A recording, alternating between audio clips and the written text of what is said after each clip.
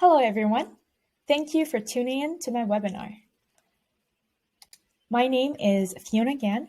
I am a product manager on Microsoft Teams, driving user engagement, making teams feel more personalized, and that everyone gets their notifications. Before that, I was a marketing intern at Amazon while pursuing a bachelor's in engineering at the University of Toronto. In today's webinar, I will walk you through my journey to product, the different roles and education I had, and how each experience helped me find my passion for PM and ultimately land a job.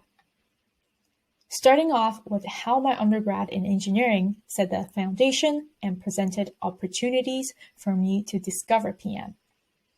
How the marketing internship in Hong Kong gave me new perspectives on people, cultural practices, and products. Then, how stumbling upon vlogging helped me pre-practice being a PM and build my personal brand, which was super helpful in making myself stand out when applying for PM positions with a BioMed degree.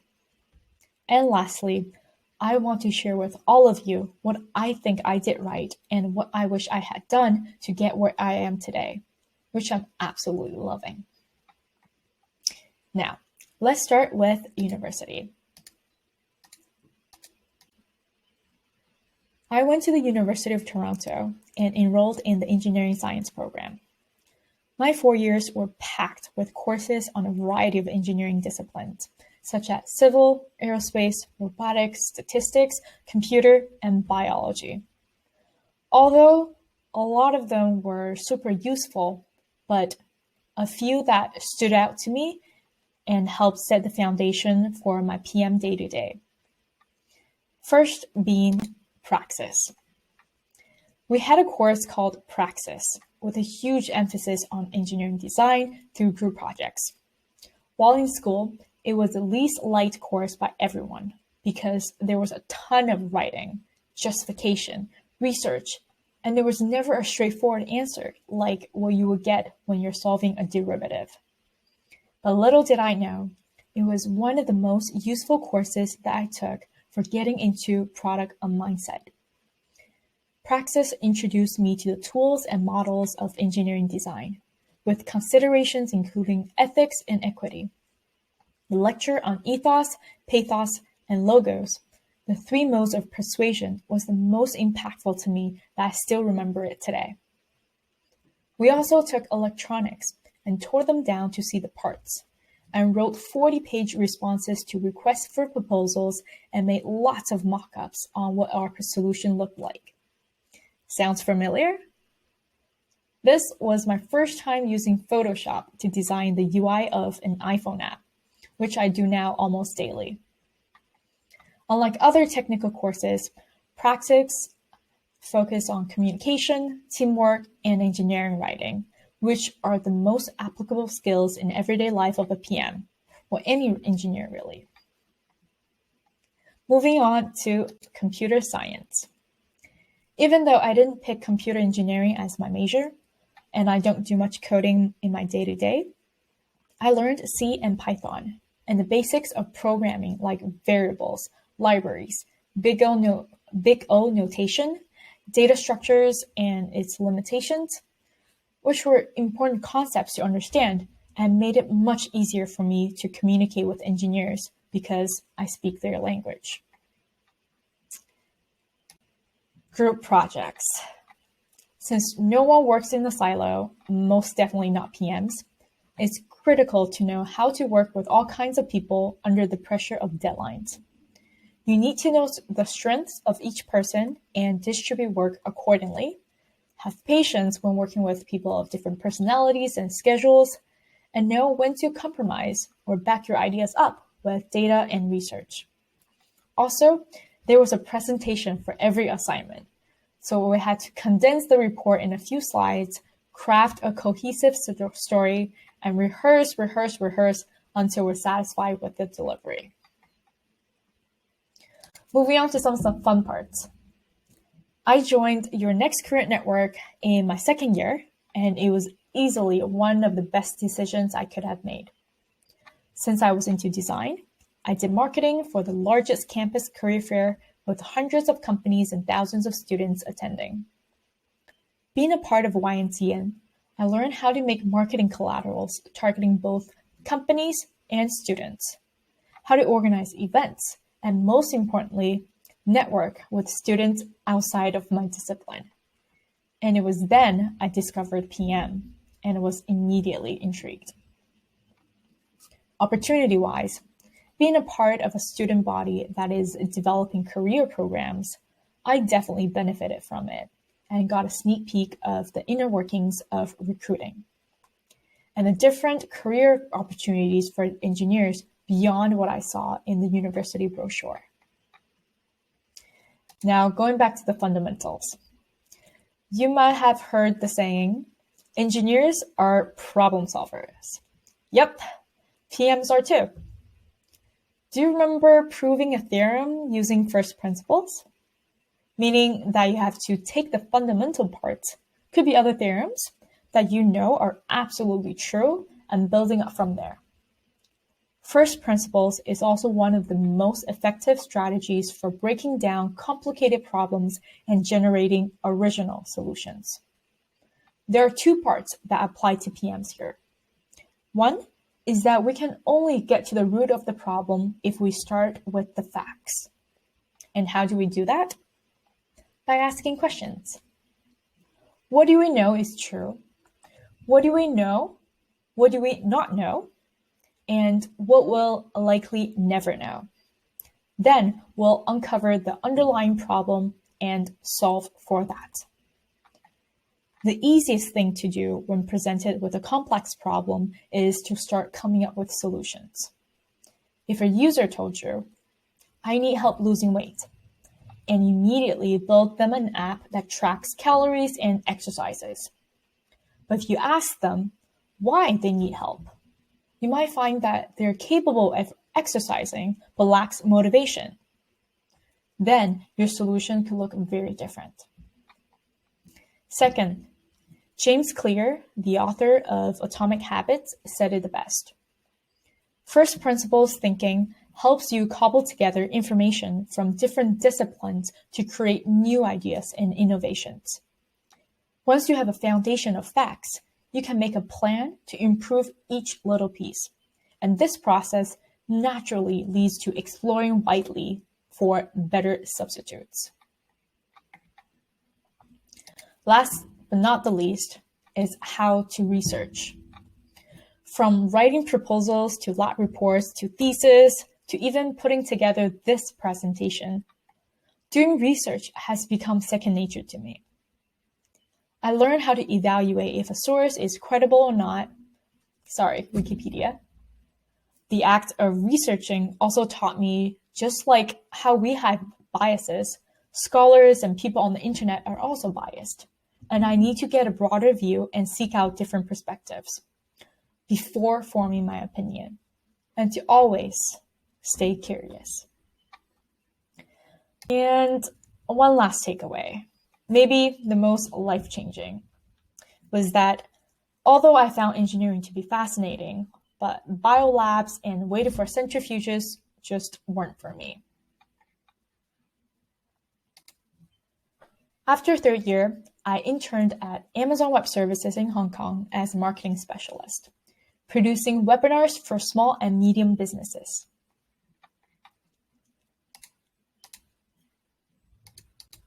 The AWS Webinar Week was my main project. Since this was never done before, I got to learn how to start a project from beginning to end. Looking at the problem, putting together a plan, and getting feedback from teammates, followed by creating a series of illustrations and marketing this event, to finally hosting it and getting feedback from attendees to close the loop. Also, I was working with people across the globe, which prepared me for working with international teams while respecting their working hours. When I first got to Hong Kong, I realized that almost everyone uses WhatsApp to communicate. Having never heard of WhatsApp before, I was in shock and never again assumed that everyone in the world uses what I or North America uses. Also, in many parts of Asia, businesses rely on companies to help them onboard and adopt new technologies. They prefer the hand-holding approach because they feel more valued and can therefore trust you better. Whereas in North America, a good self-serve documentation site would suffice.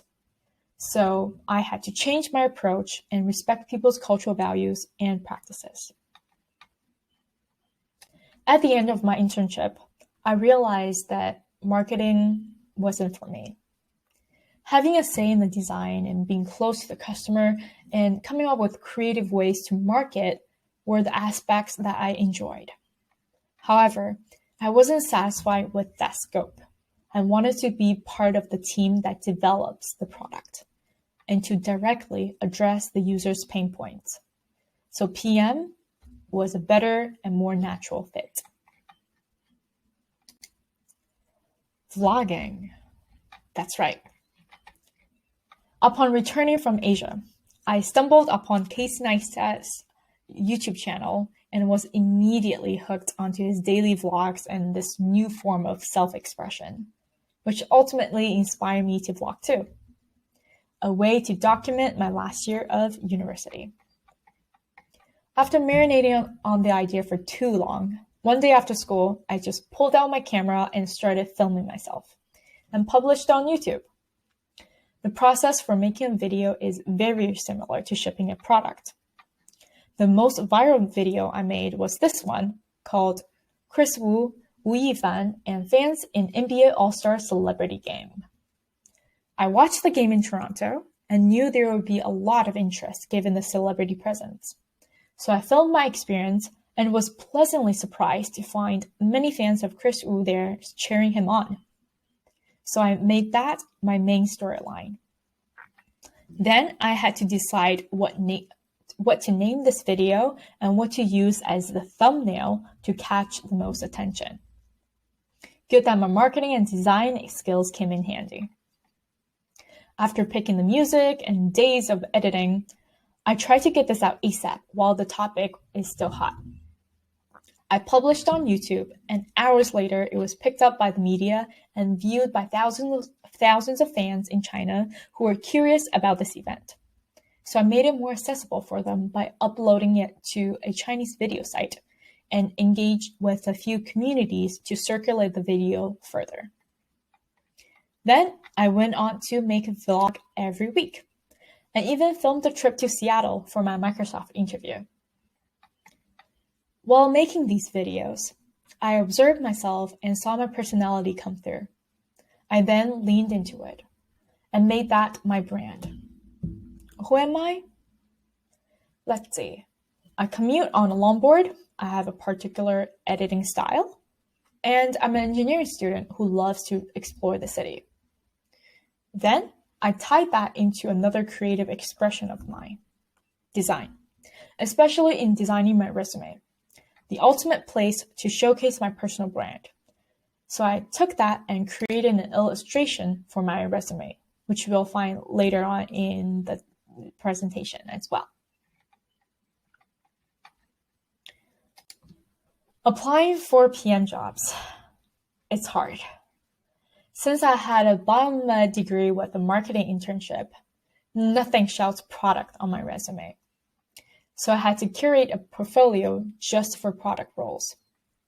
I made a list of PM responsibilities and qualities, and I scanned through my past projects and picked out the parts where it matched with the list and highlighted them on my portfolio.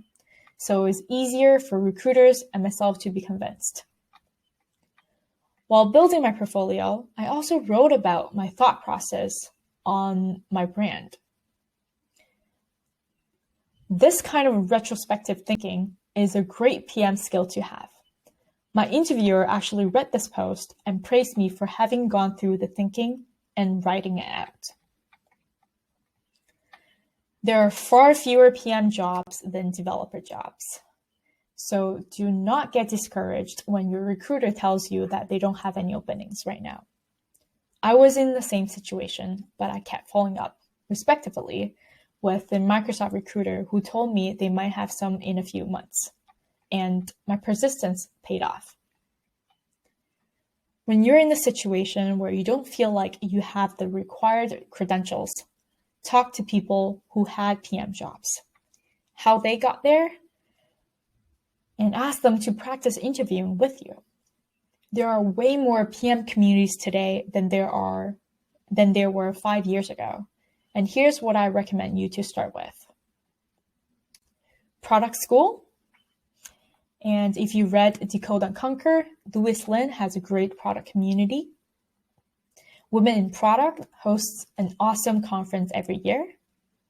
The 5-week APM is a great way to get quick exposure to what PM is. And also, there's Subtle Asian PM and Product Buds that hosts regular events and have mentors who we can reach out to. Now,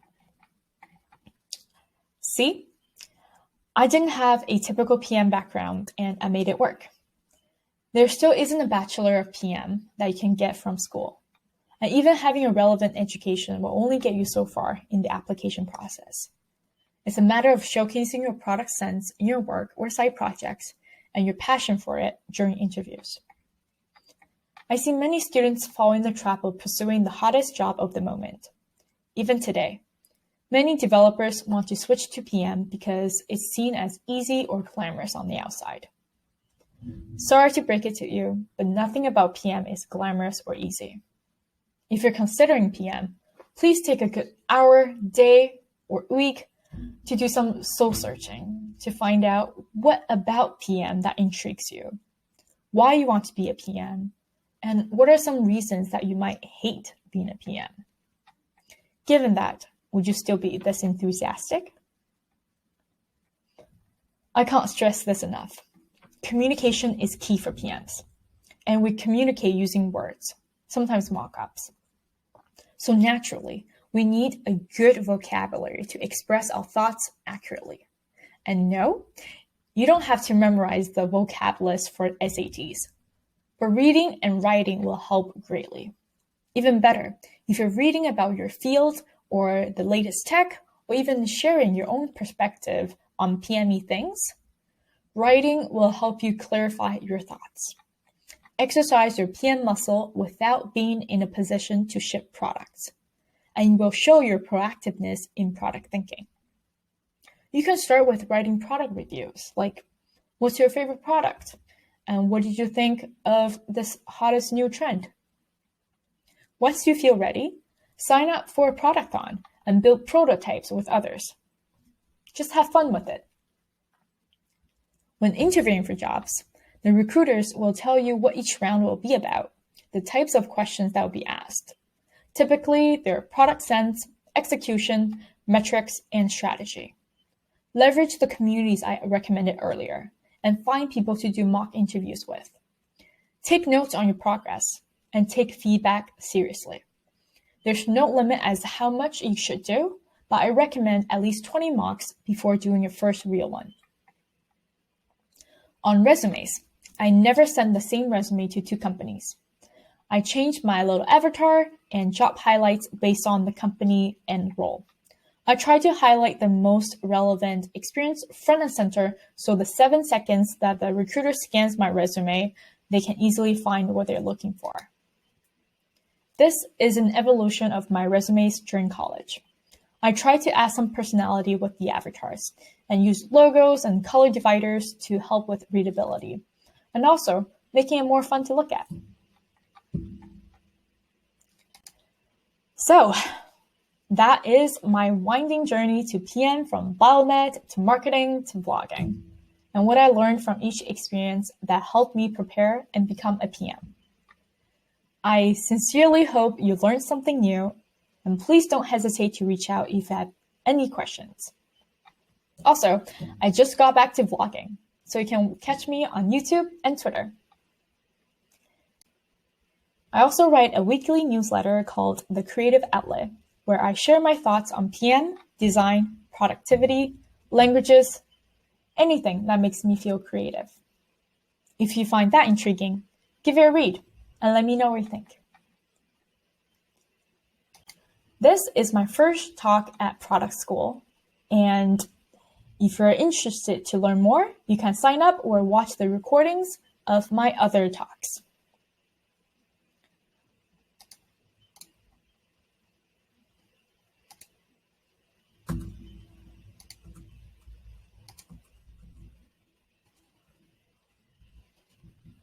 Congratulations for making this far. And I can't wait to see you in the next one. À bientôt! 下次见咯！안녕! Bye!